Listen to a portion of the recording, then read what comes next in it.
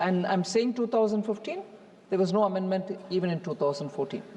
So the amendments have had various character, and they are very reflective of the progress that the country is making. And to reflect the requirements, insurance requirement, the Act has been since amended. What I would like to highlight from among those various amendments, sir, in 1950 itself, 1950, 50 में, agents के ऊपर जितने भी हमारे माननीय सदस्यगण बात किए,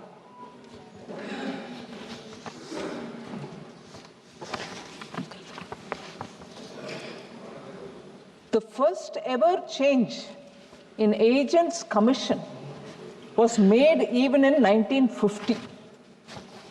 I'm just trying to say that according to the requirement of the society, important acts such as the insurance get amended and reflect the requirement of the period.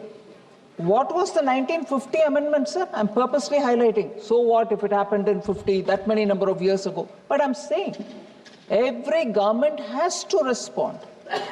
In 1950, it will be surprising for us to know agents' commission were reduced. हमें लगता है कि हर बार वो इधर मोदी जी का government आ गए हैं, जैसे आप बहुत सारे लोग विदाउट इंफॉर्मेशन बोल देते हैं कि बड़े कॉर्पोरेशंस के लिए 50 में एजेंट्स का कमीशन करने वाले मोदी जी की सरकार नहीं जी। समय के अनुसार कुछ अमेंडमेंट्स होते आते हैं। Second sir, in 1999 allowing the entry of private players in the insurance sector and FDI limit set at 26% happened in 1999. So the actual progress in every such act which has a bearing on our citizens and their lives do get amended. If this is the Insurance Act, sir, LIC Act had 8 amendments since 1957. And there were very many important features which were brought into it. One particular thing which I like to highlight, 1981, explicit power to the central government to make rules regarding service conditions of all classes of LIC employees and agents. Power was given to central government. And I'm sure there were some members, I would like to go to the records of the House to say, Nene, how can central government take away all the powers? हुआ LIC Act में. Sir, so I just want to highlight that amendments do happen, and they happen with the larger interests in our mind. But what happened since 2014? I briefly mentioned in the morning, insurance ombudsman rules were framed in 2017 because the government strongly felt a robust grievance redressal mechanism should be in place for the insurance sector so that people who take policies will have a place to go and comply. IRDAI also was established as a regulator earlier, and extensive framework for protection of policyholders was also made. And that mandated insurers to provide crucial information to policyholders at the time of policy issuance itself and setting stricter timelines for claim settlement. This also happened after 2014, after Prime Minister Modi coming to Delhi. Several flagship insurance schemes have also been launched since 2014. I appreciate the genuine concern which many honorable members had. Common people should have insurance coverage. Will these companies which come bring that kind of a facility? First of all, once competition comes into the market, rate automatically comes down. People see which one is better, which is good for me, which one brings lower rate. Monopoly doesn't give us that advantage. And therefore, more the competition, better the rates.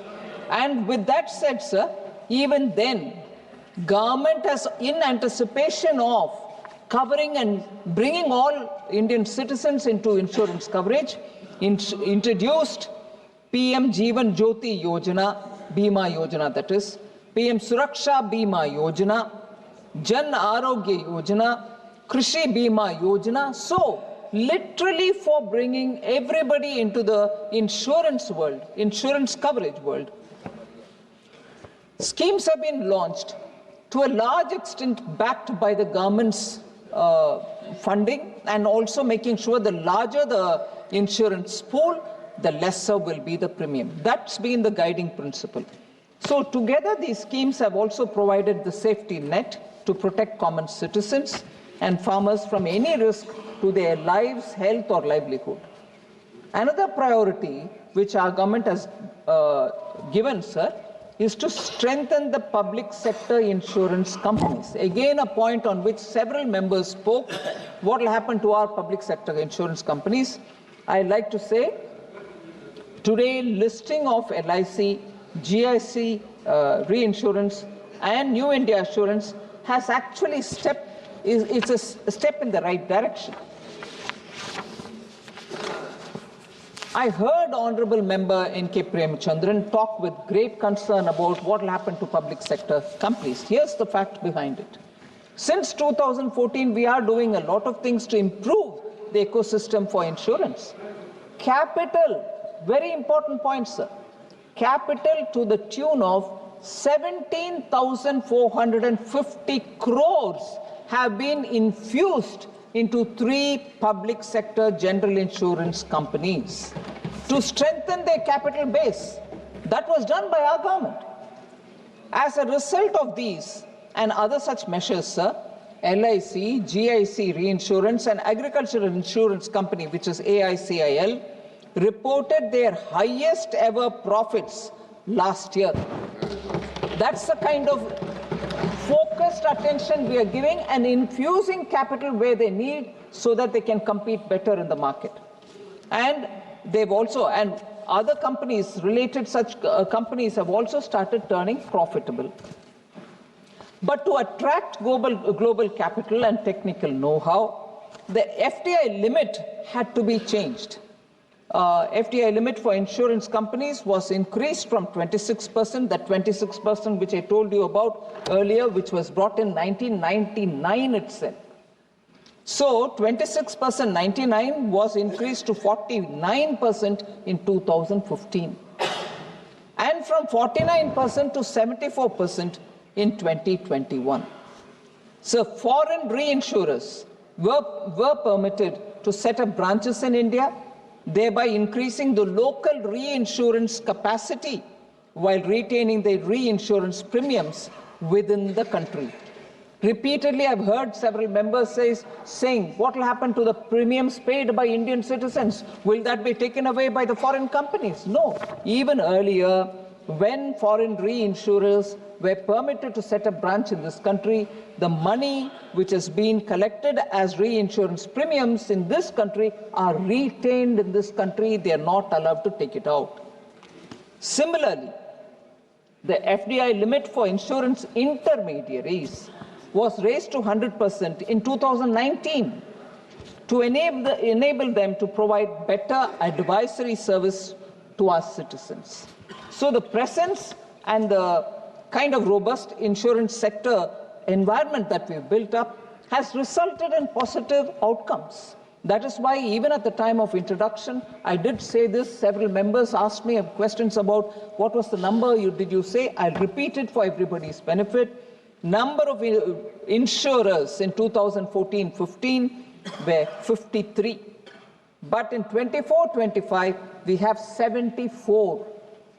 Insurance penetration has increased close to 3.8%, whereas it was only 3.3. Insurance density, that is the average insurance premium paid per person in a year, was $55 in 2014-15. In 24-25, after 10 full years, it is $97. So total insurance premium in lakh crores, sir, was 4.15 lakh crore in 2014-15, whereas in 24-25, it's gone up to 11.93 lakh crores. So it is showing improvement, and therefore the reflective policy making.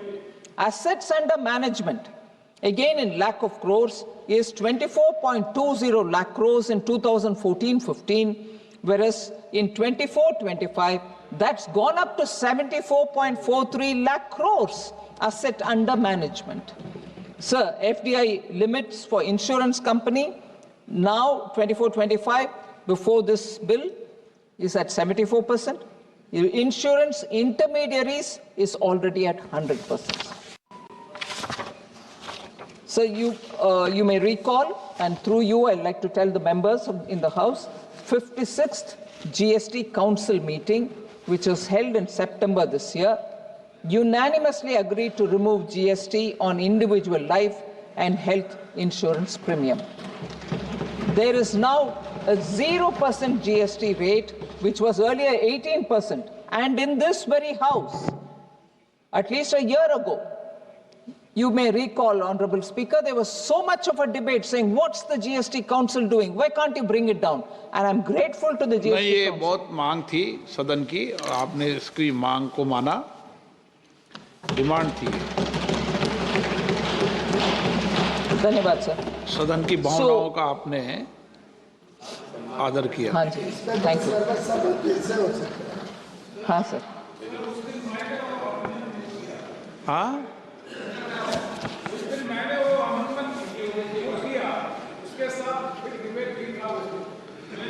आपको भी धन्यवाद। नहीं, सबको सदन को धन्यवाद दिया मैंने, अकेले वित्त मंत्री जी को नहीं दिया, पूरे सदन को धन्यवाद दिया।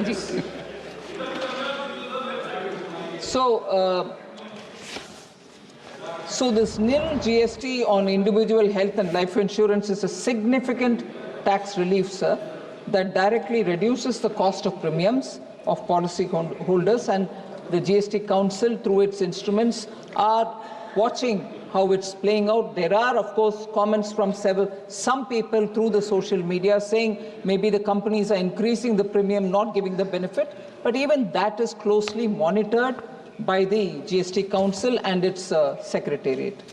So with the guidance of Honorable Prime Minister, sir, we have launched nationwide campaign, and this is an important fact that I'd like to inform the members about. Aapki Punji, Aapka Adhikar, which is your money, your right, to facilitate the settlement of unclaimed financial assets, including insurance claims, bank deposits, dividends, shares, mutual fund, and pension to the legitimate claimants.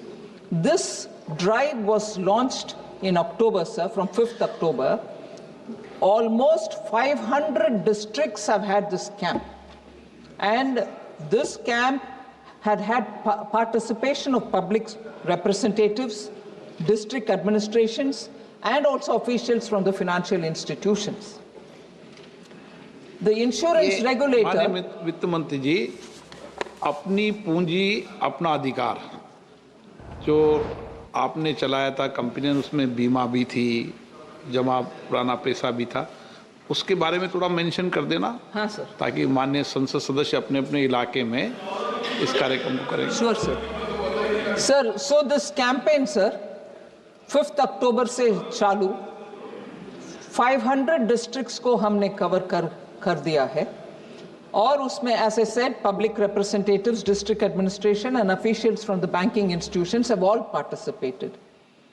Insurance regulator एक बीमा भरोसा for unclaimed insurance proceeds is also happening simultaneously.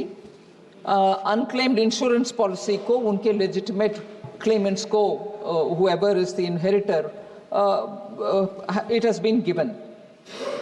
First 2 months mein hi, during this campaign, we were able to give unclaimed financial assets, not just insurance, shares, mutual fund, insurance, and deposits, and so on, amounting to 2,000 crores to our common citizens. It went to the rightful owners, and this campaign continues. We'll be doing again one more round after completing all the districts, one round, so that more and more people who are remaining without information, either whether they have something to claim or they have something to claim, they don't know how to go about it, So this campaign has actually brought people together to claim their legitimate money. So I would request, sir, जैसे आपने बताया, आपके द्वारा सभी members को मैं request करना चाहती हूं कि अपने अपने कॉन्स्टिट्यूएंसी में इस विषय को प्रचलित करें और जिसके द्वारा unclaimed deposits or shares or whatever is lying should be claimed by the rightful owners. Please, I appeal to all members of parliament to, in your region, in your state, spread this news. We want to give the money back to the rightful owners.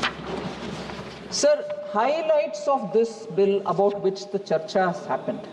When I highlight these points, many members' questions will be answered, but I'll just flag them and explain what they are. First of all, sir, we need to spread insurance awareness among people so that they can not only avail themselves of insurance to cover their risks, but also receive the legitimate dues. Jesse, I said what is happening in the campaign. So the policy holders education and protection fund, which is being created out of the penalties levied by IRDAI, will be used for this purpose. That will be definitely going only for building the awareness. Second, sir, better regulatory oversight of insurance companies' affairs will help ensure the orderly conduct of insurance business. This bill aims to bring that transparency. I will give you one or two examples to show what prevails now is not as transparent as we would like it to be, whereas what comes through this bill is to bring in greater transparency. Third, sir, we are introducing a one-time registration for insurance intermediaries that would ensure uninterrupted service to our citizens, promote ease of doing business for service providers, reduces regulatory delays, and also administrative compliance burden for intermediaries. Fourth point, sir, our country needs further capital infusion into the insurance sector, sir. This will ensure that we benefit both from better technology, world-class risk assessment models, and the best insurance products available anywhere in the world. The proposed removal of the upper cap on FDI in the insurance sector is a significant enabler in this process, despite many questions which were raised. But the more that opening up happens, it brings in better technology, better insurance products, which we are not able to conceive of. So thereby, we create a conducive business environment.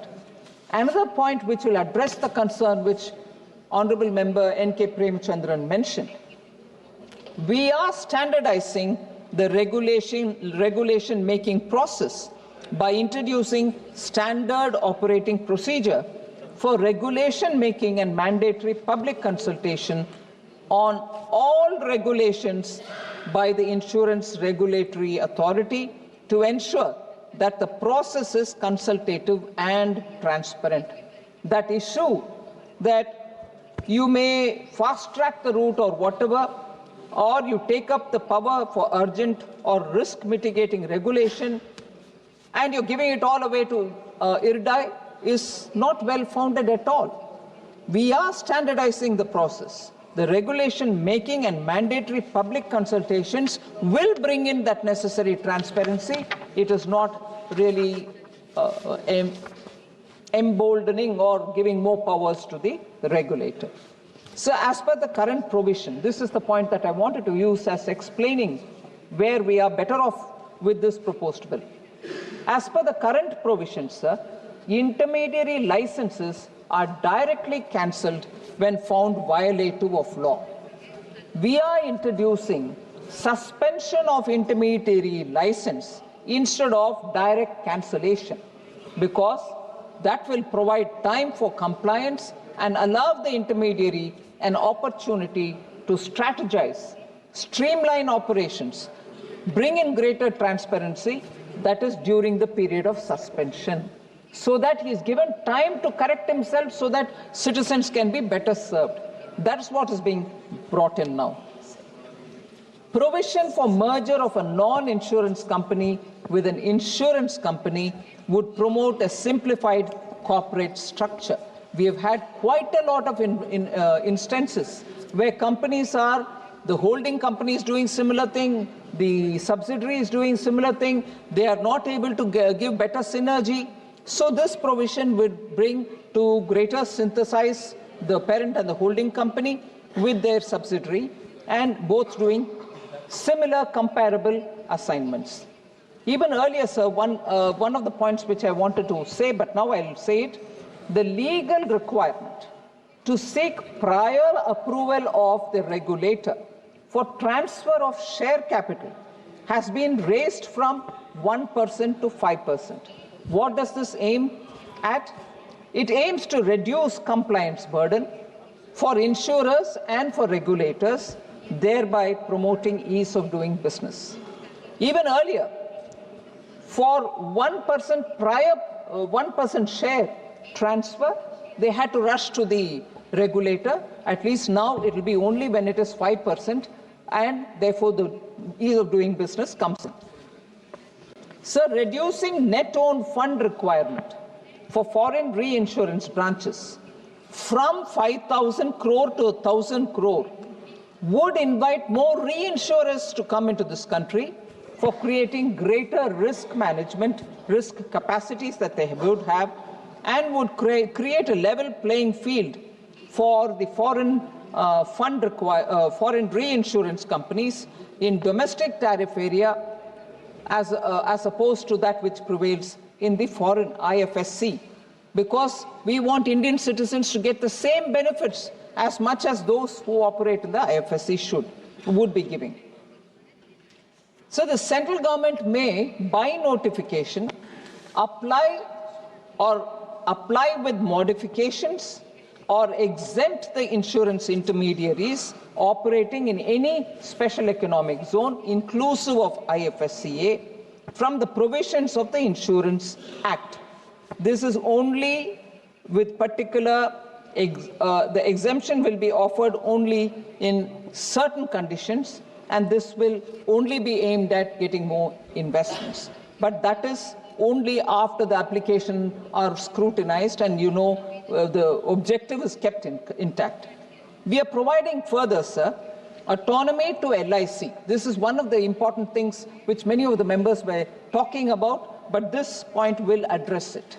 LIC will have greater autonomy. We are providing autonomy to LIC to open zonal offices and aligning compliance for its foreign offices with the laws and regulations which prevail in the respective jurisdictions.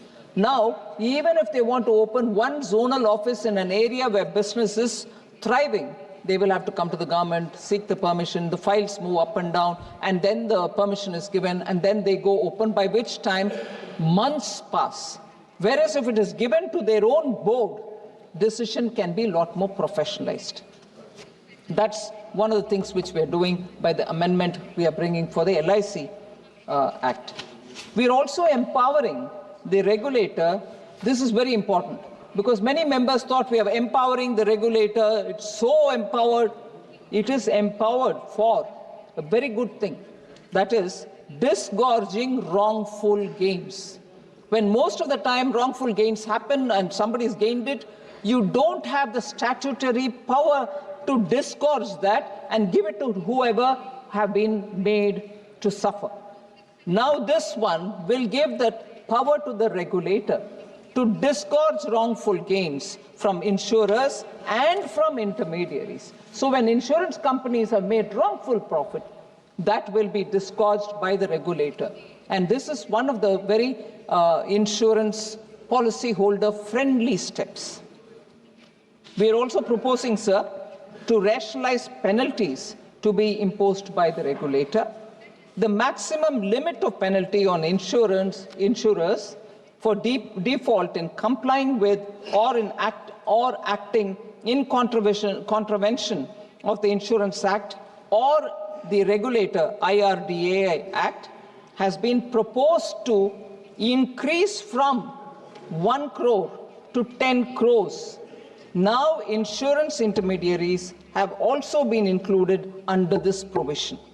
This would act as a deterrent and encourage legal and regulatory compliance.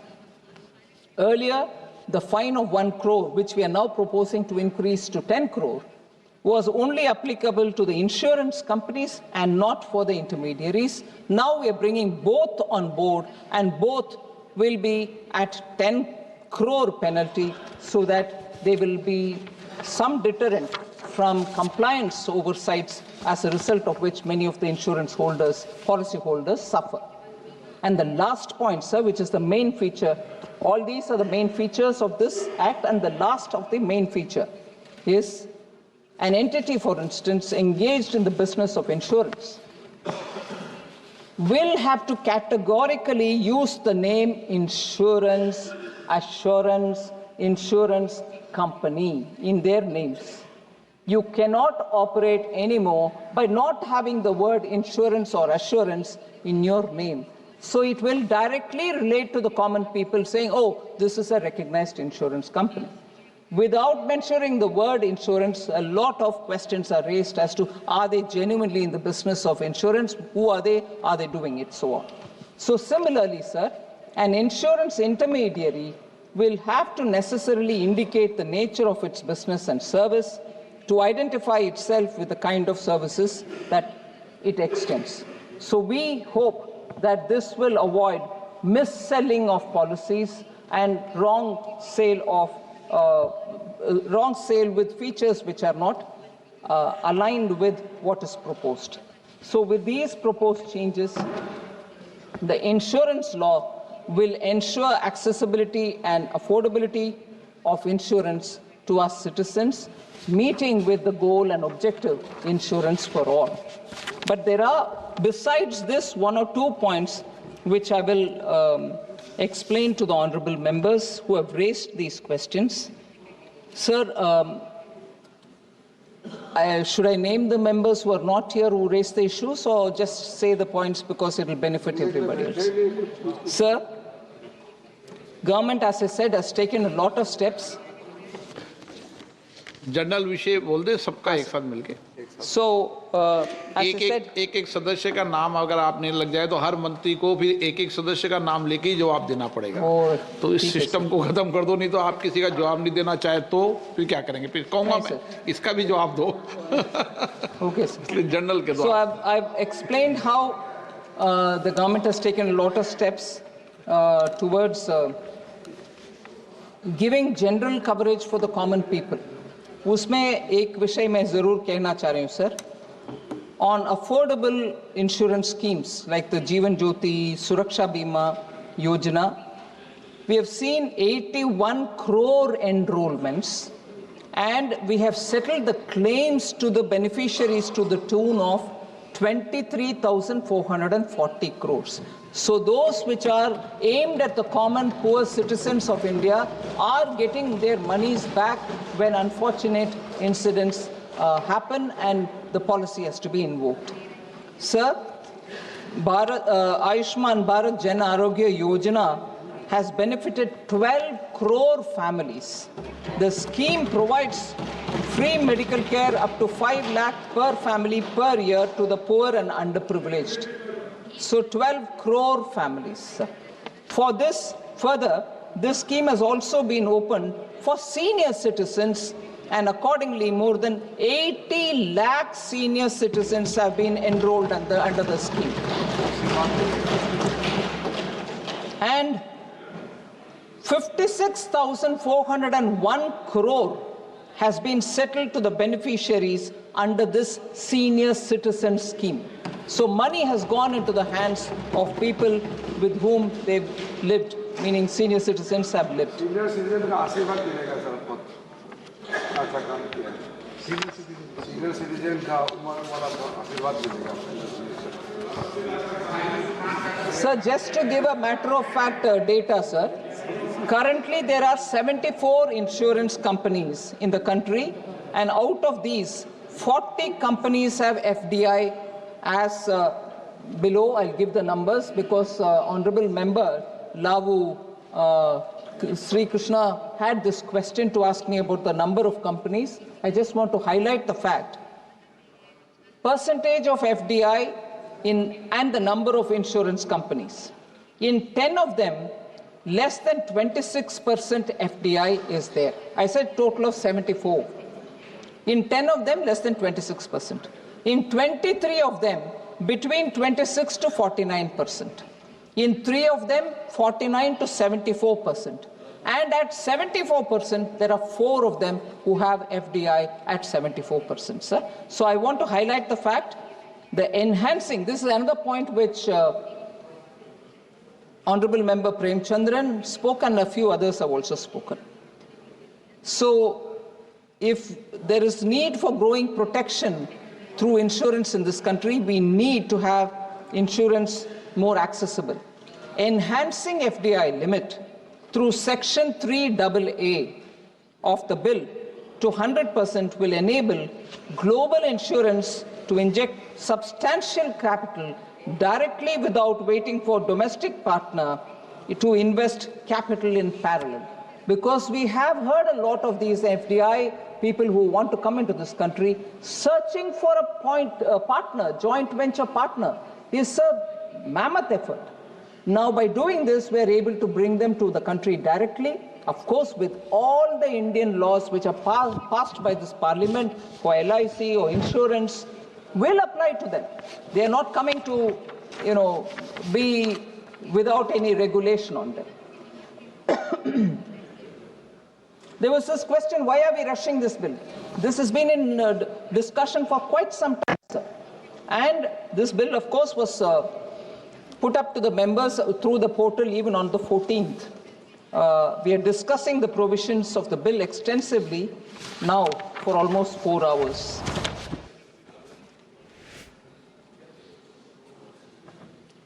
So on the transparency point, I just want to highlight, all life and health insurance companies are required to calculate and publish their claims settlement ratios annually.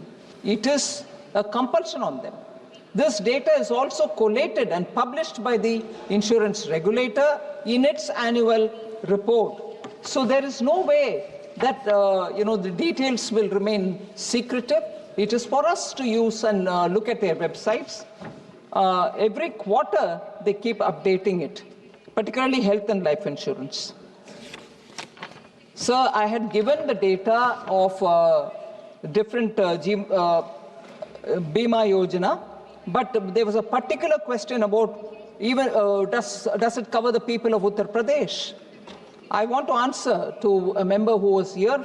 Jeevan Jyoti Bima Yojana, with a life insurance premium of 436 rupees annually, has 3.21 crore enrollments only in Uttar Pradesh. Wow. Similarly, Suraksha Bima Yojana, which is an accident insurance at 20 rupees per annum premium, 20 rupees, has 8.19 crore enrollments only in Uttar Pradesh. Ayushman Bharat Health Insurance, which is that 5 lakh health insurance, has 7.43 crore people, beneficiaries, 67 lakhs plus claims have already been settled only in Uttar Pradesh. 67 lakhs plus claims have been settled Uttar Pradesh ka. और उधर 7.43 crore beneficiaries है आयुष्मान भारत का. PM फसल बीमा योजना उत्तर प्रदेश में 15 lakh plus farmers are covered under फसल बीमा योजना. हाँ, यूपी का अध्यक्ष है, so he can take it further.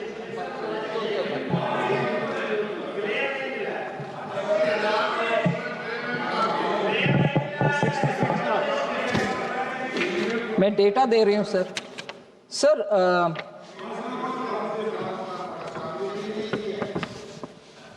under the Fasal Bima Yojana, quite a few questions were raised. It's not this, it's not that, it's not affecting. I just want to give the 2 options which are available for clarity's sake. Traditional Fasal Bima Yojana, where the insurance company bears the full claims and also retains all the premium. वो एक option है. दूसरा option है It's called cup and cap model. There are two models under this particular thing. 80 to 110 or 60, 130. Under these, the liability on the insurance company is capped at a fixed percentage, either 110% or 130%. If the claims go beyond this limit, state government has to bear the additional liability. On the reverse, if the claims fall well below the certain percentage, 80 to 60, 80% or 60%, the difference will be between this threshold and actual claim ratio has to be borne and returned by the insurance companies. The states can make a choice. At the time of floating the tenders, they can choose whether they want to be in this or they want to be in that. Udaharan ke liye, kyunki we have Honorable Member Supriya Sule ji, who normally comes with quite a lot of details when she asks a question. Maharashtra and Uttar Pradesh, Hamara Adhyaksh ji hain idhar, both operate Fasal Bima Yojana on the 80 to 110 cup and cap model. So that will be for the companies, insurance companies, to bear with the difference. So the concern about data protection, very legitimate concern, some members did raise about it. So I want to just say this bill mandates the regulator or its authorized agencies to collect the KYC data of the policyholders. The collection of the data will be in full compliance with the provisions of the DPDP Act, that is the Digital Personal Data Protection Act. The provisions contained in the bill will help in safeguarding the sensitive KYC information of the policyholder. Any sharing of information will be with the expressed consent of the policyholder, otherwise it's not possible. And the aim is to create insurance data repositories which will help insurance companies to underwrite the policies better and to prevent insurance frauds. So these will be similar to the credit information companies, the much maligned, which is getting corrected also, the CIBIL in banking sector. But this will be run more efficiently. So without explicit permission, no data is being collected, sir. Sir, I think I've addressed most of the concerns of N.K. Premachandran ji.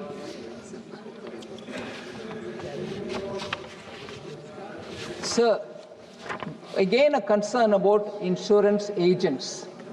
There are 14 lakh insurance agents in this country and their livelihood needs to be protected. I want to highlight, sir, that the government values the service of all the insurance agents. We value it, we respect them. So we will do only that which is going to help them. It also recognizes, meaning we also recognize the role in taking insurance products to the last mile. And that is why I want to thank Honorable Prime Minister in giving me a suggestion which we implemented in right earnest, and that is with the view to bring this initiative of LIC called Bima Sabki. One of the most appreciated scheme which has benefited women. Honorable Prime Minister launched it in December 2024, where close to 2 lakh women have been trained and deployed as agents who can increase insurance cover and take insurance products to every household, and especially to cover women who are often left out of protection, of the protection net that the insurance schemes can offer. So on the insurance agents, we are with you, we appreciate your concern, we value them as well. Sir, government also recognizes the role of LIC. So we've heard quite a lot of members speak, and rightly, that LIC's role in development is huge. We need to protect it. Of course we want to protect it. We want to increase its reach. The government recognizes the role of the LIC. And it is through this bill that we are trying to empower LIC. That's why I explained. Zonal offices, you don't need to wait for the government to give you permission. Go ahead. We are giving a lot of professional liberty to LIC, and this will actually mean LIC will have greater autonomy and in its operations and their capabilities. We're listening to the Finance Minister speaking in Parliament, and this is a discussion that's going on. She's answering questions that have been posed about the Sabka Bima Sabki Raksha, the amendment of Insurance Laws Bill 2025. So that is currently under discussion right now, and it is going to be followed by a vote later on. And she has been speaking in the House, the Finance Minister, saying that the government is continuing its efforts to strengthen public sector insurance companies, and these reforms are underway since the year 2014. Now the government is closely monitoring insurers on passing GST benefits as well to policy holders, and she clarified that the government is standardizing the process, not giving more power to the regulator, which is the IRDAI. That bill is aimed at improving transparency. It is also about easing compliance burdens and also ensuring that there are uninterrupted services by insurance intermediaries. But it's a major reset, if you look at it, for India's insurance sector, because it overhauls laws that have governed insurance for decades. And it gives the industry now this fresh growth mandate, primarily proposing a major shake-up in the insurance sector. At the heart of it is that move to raise the FDI cap. It has been 74%, and now the bill proposes to take it up to 100%. It's going to empower Insurance Regulatory and Development Authority, the IRDAI, to cap agent commissions as well through the regulations.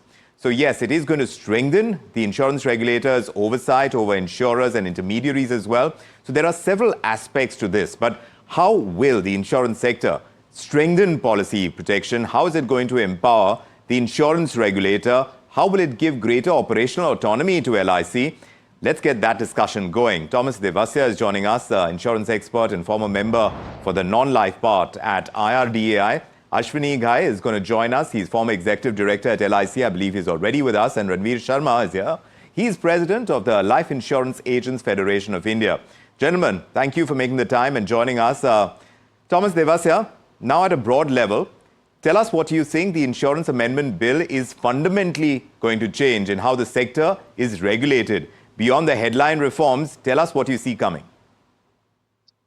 Thank you.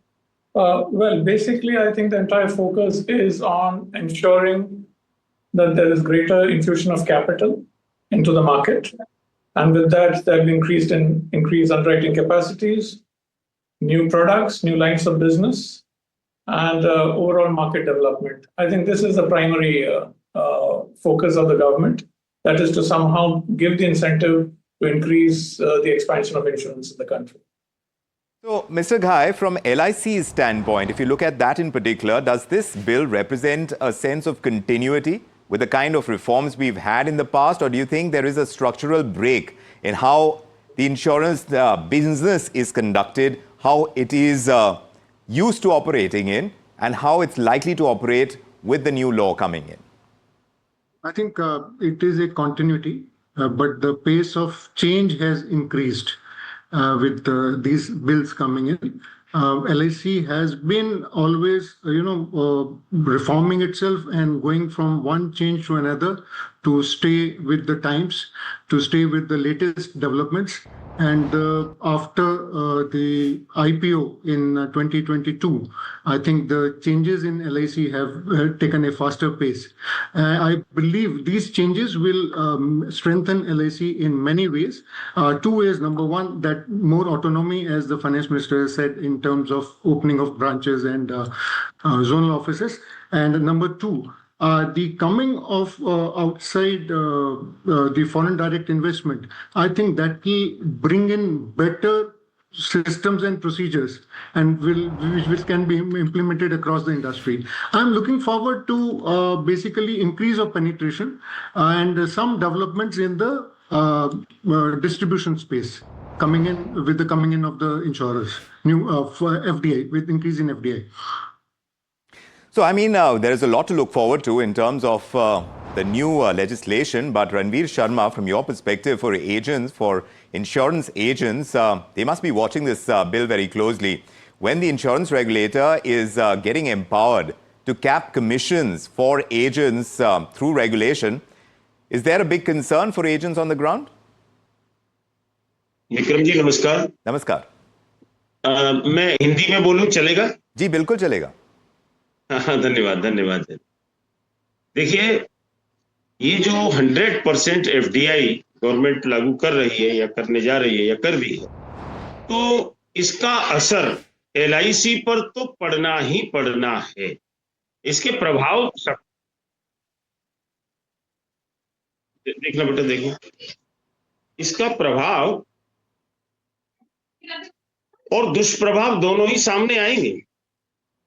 और विशेषकर अगर मैं LIC के परिप्रेक्ष्य में कहूं और LIC insurance agents के बारे में बात करूं, तो निश्चित रूप से 100% एफडीआई आने से वो जो एलआईसी 1956 में जो तमाम विदेशी कंपनियों को, तमाम प्राइवेट कंपनियों को खत्म करने का जो कंसेप्ट था और एलआईसी का बनाने का जो था, राष्ट्रीयकरण करने का था, तो वो कंसेप्ट तो खत्म हो गया।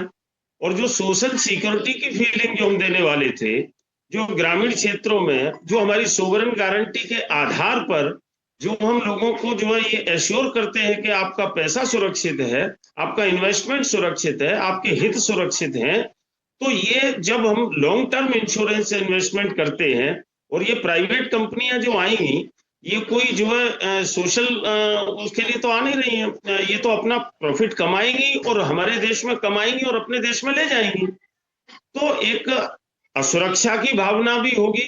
ग्रामीण क्षेत्र इससे निश्चित रूप से प्रभावित होगा। उनका पेनिट्रेशन, उनका फोकस जो होगा वो शहरी क्षेत्र पे होगा, उच्च आय वर्ग के क्षेत्र पर होगा। जो हम आम आदमी तक इंश्योरेंस को ले जाने में जो भारतीय जीवन बीमा निगम का अभिकर्ता काम करता है, एक बिल्कुल एक उस स्पिरिट के साथ, सेवा भाव के साथ भी काम करता है, वो निश्चित रूप से प्रभावित होगी। और इससे एलआईसी एजेंट का कमीशन भी निश्चित रूप से प्रभावित होगा। कुल मिला के ये 100% एफडीआई का जो कंसेप्ट आया है, उससे एलआईसी एजेंट एसोसिएशन भी हताहत है। और इससे ये निश्चित रूप से हमारा जो प्रिय कारपोरेशन है, हमारे गई साहब बैठे हुए हैं, हमारे उच्च अधिकारी रहे हैं, ये समझ सकते हैं कि निश्चित रूप से इसका असर जो है नेगेटिव ही ज्यादा पड़ेगा। मैं उन्हीं से पूछना चाहूंगा, मिस्टर घाई, you heard what Mr. Sharma is saying over here about the kind of concerns with the social mandate that LIC has always had, the kind of penetration that is expected for the insurance sector in India, which has really been underpenetrated when you talk about the coverage for insurance, and now the government has moved on that count. But with 100% FDI, does the picture really change in pushing through that agenda?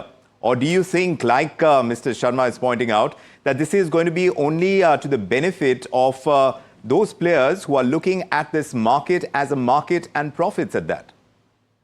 I believe let us put this in perspective. When 2000 the sector was opened up, these very concerns were very much there.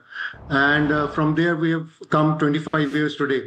And where we are, everybody can see the way the sector has been growing. There are different things. The only thing is the way the insurance was being sold, or the way the insurance was being pushed, or the way the insurance was spreading, and the structures that were helping it have come a long way. Previously, only individual agents were there. Now, multiple channels have come in, and I think technology has a greater role in terms of servicing today than before. And if we look at it, the total ecosystem is changing, and I believe it should change. I believe, given that there are the provisions are not drastic, what the provisions are doing, basically they are giving powers to the regulator. One is the FDI part, which is a major part. I believe the foreign players coming in would be sensitive to the needs of the country, otherwise they will not be able to survive. That's one. And as we can see in the past few years, the way the sector is going, that's number one. Number two, major part of the changes proposed in this bill are relating to structural changes, giving more powers to IRDA, maybe giving more powers to LIC, and then clarifying certain needs for reinsurance from net owned fund from 5,000 crores to 1,000 crores. I think all these are positive. The only thing which I believe will be an area of concern, so to say, is how fast do the legacy systems change with the changing times.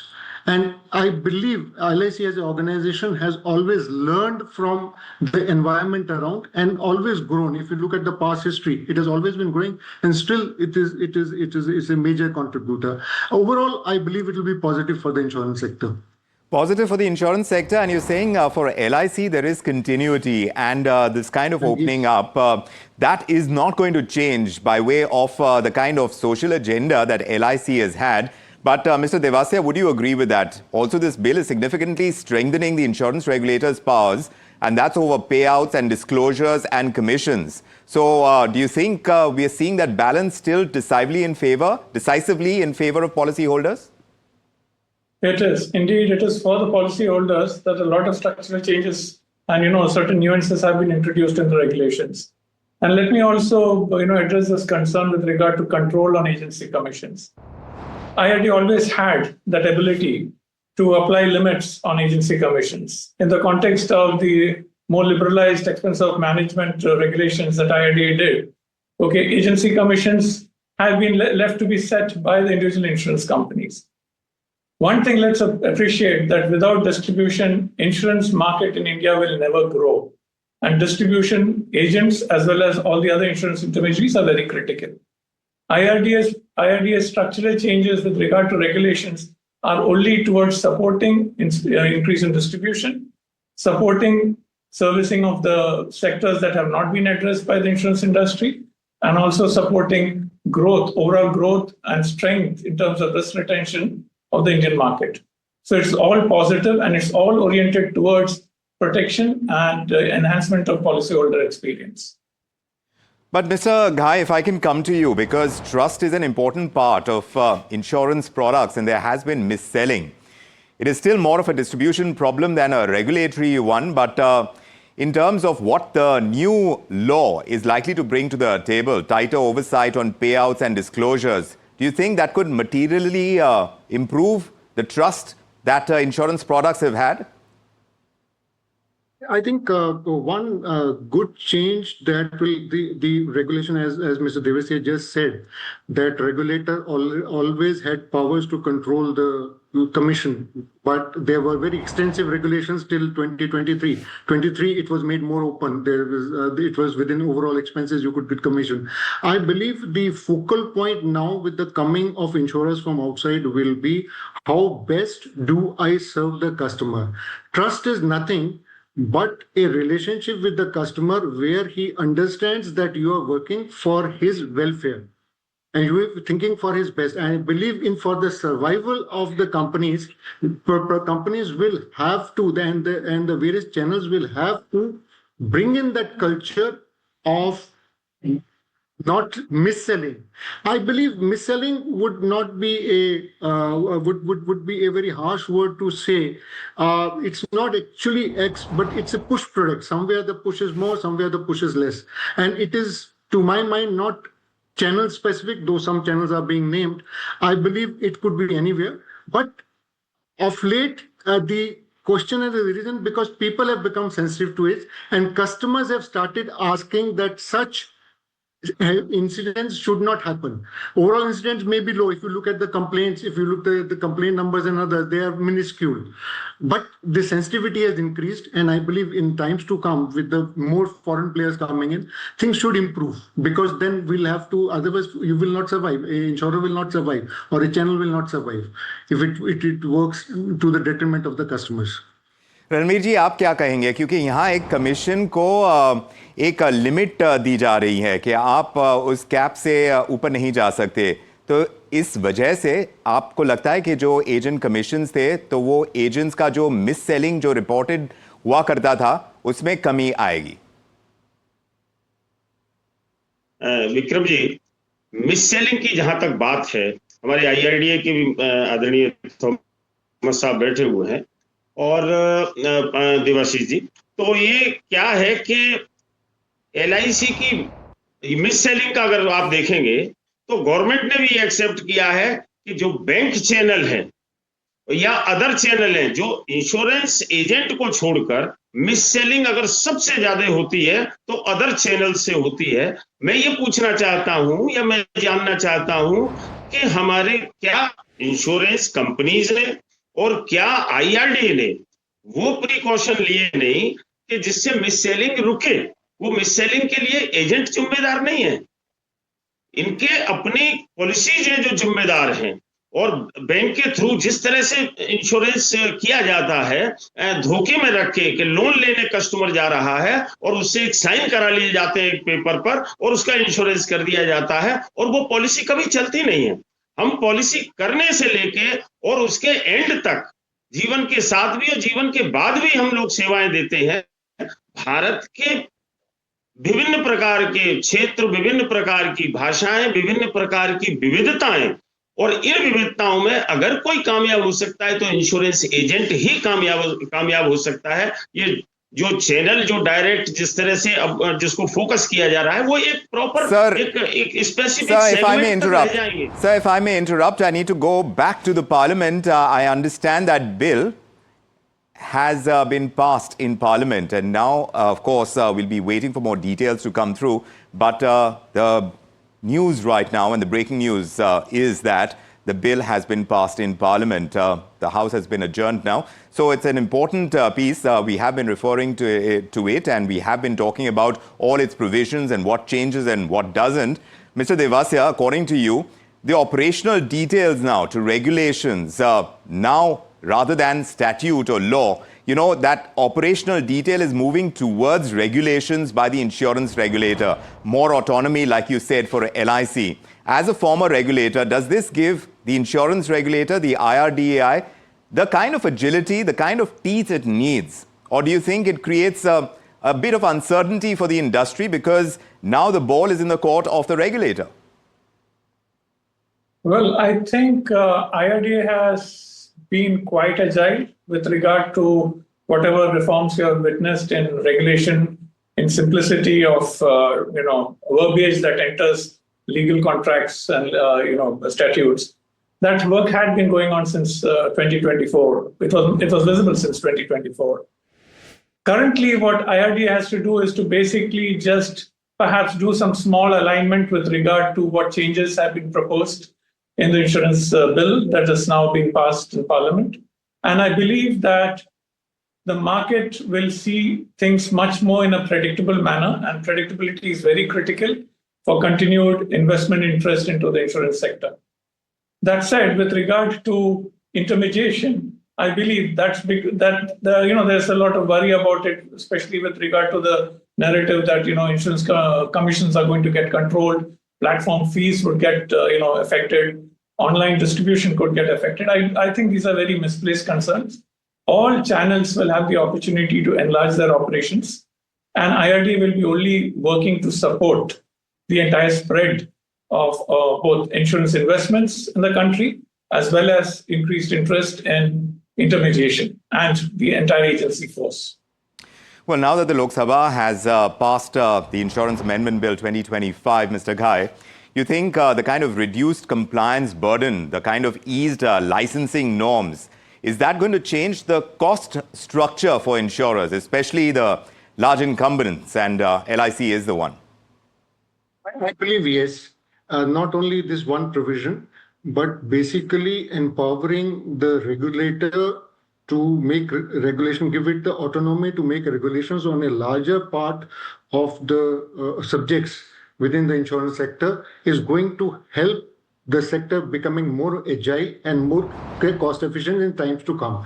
We will be able to respond to the emerging situation faster, and cost reductions will happen as the time goes by, because that sensitivity will be more with the regulator rather than going to the parliament time and again for changing laws. And I believe there is a good liaison between the regulator and the insurers, and I believe that and particularly the provision of having a SOAP for regulatory change, that is something which will democratize the process and reduce the cost burden as the times in the coming times. I believe it will be a big relief. Well, at this point in time, as we decode what the new legislation is going to bring to the table for the entire insurance sector, it seems it is less about headlines and more about who really is going to hold the power by strengthening the insurance regulator, the IRDAI, on commissions, on disclosures. Also on payouts, the government is clearly betting on transparency over incentives and oversight over the volume-led kind of selling that has been taking place. But for policyholders, it could mean clearer products for one. Also, fewer nasty surprises when you forget to read the fine print. But for insurers and agents, it signals a tougher, perhaps a more accountable operating environment where compliance, trust and long-term relationships are going to be mattering much more than quick sales. But whether this becomes a genuine consumer-first reform or simply shifts the discretion from law to regulation, it's going to depend on how the insurance regulator writes and enforces that fine print of the law. But many thanks to gentlemen, Thomas Devasya, Ashwini Ghai, Ranveer Sharma. Thank you, Jenny, for joining us on this program, on this special broadcast where we are covering the Insurance Amendment Bill. Meanwhile, we are watching what the markets have done today. The benchmark